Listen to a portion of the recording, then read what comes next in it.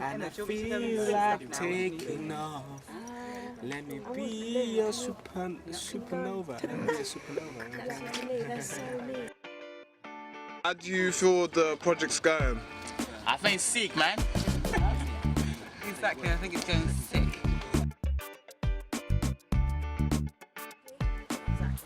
I'm doing a 360. Who's first AD for this scene? Me. Okay. I'm doing a 360 wave. Quick. Oh my god. What? Did I get it wrong? Is the person that talks to actors and makes sure they know what they... Freestyle, yeah, listen. Yo, Utak the YAT team, Youth Action team.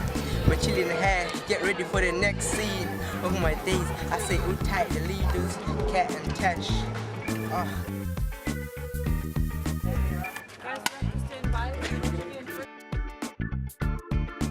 How are you getting on? How's the running? I haven't really done. She's running anything, she's just like this.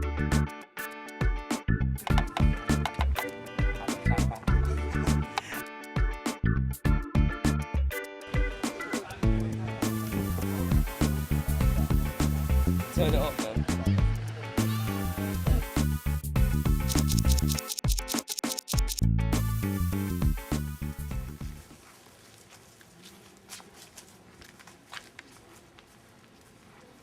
Next shot, which will be where you need to go.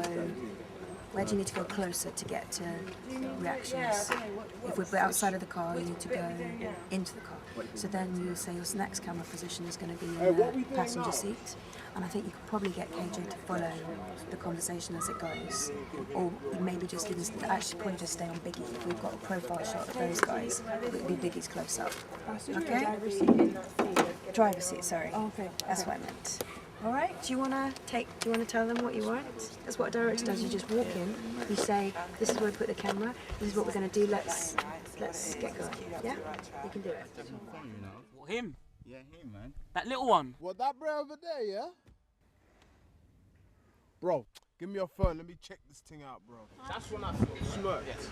You know when you did just work, I'd say play it, keep it like really subtle, just a little, like a tiny... I know I did a big smile. It was a bit big. Right, okay, scene 8, slate 33, take 1. Move back to your original position, and speed. Alright, here you go. Set. Action!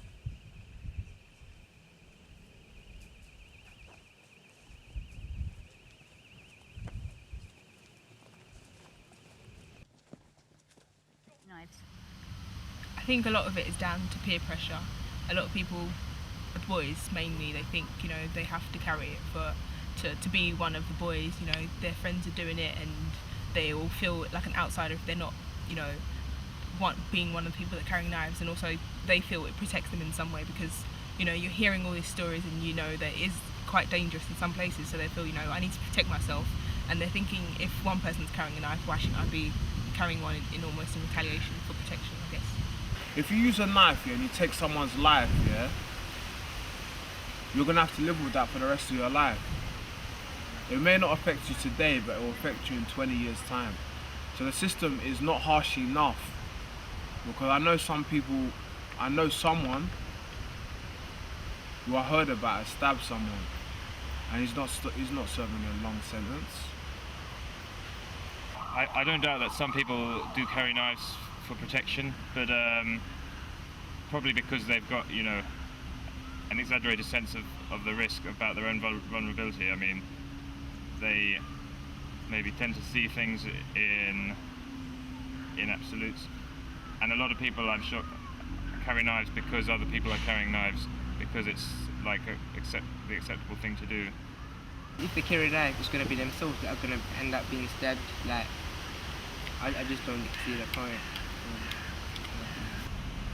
I don't doubt that some young people don't have much choice at all, in that, you know, it's, if they're not involved in their gang, the gang's going to cause them trouble in the local area. The friends are joining the gangs. There's not many alternatives for them.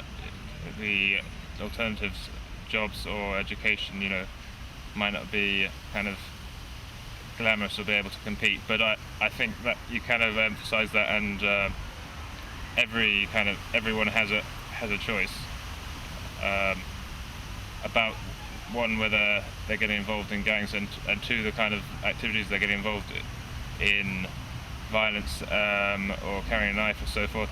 I think everyone needs to, it takes more strength to say, I don't want to do that, or I'm not going to carry a knife, than it does to just go along with other people. That's the easy thing to do. So I think it takes personal strength and character to sometimes for people in certain situations not to join a gang. Yeah, a big gang in Greenwich where I used to live, yeah, where I still live, yeah, now actually.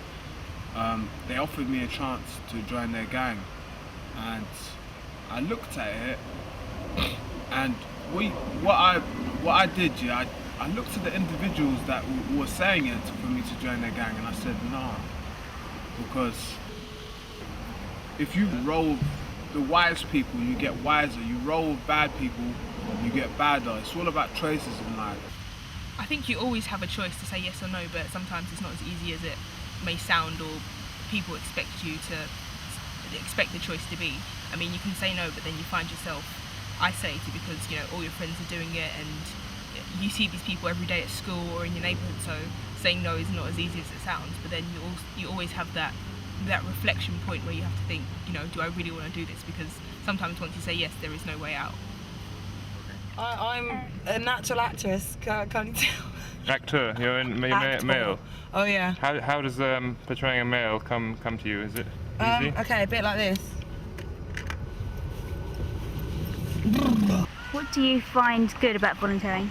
And the chance to interact with a lot of other young, kind of talented people, chance to develop new skills and try things out without having to, get a job, and also being given responsibilities that you wouldn't get in, paid work at this stage of my career, a young person's career.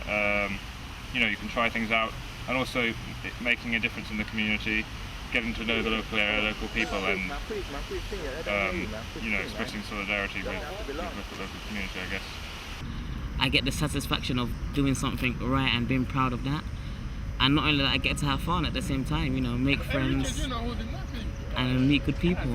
I gained a lot of confidence doing volunteering. And I guess maybe I wouldn't be so happy with volunteering if I didn't get those benefits.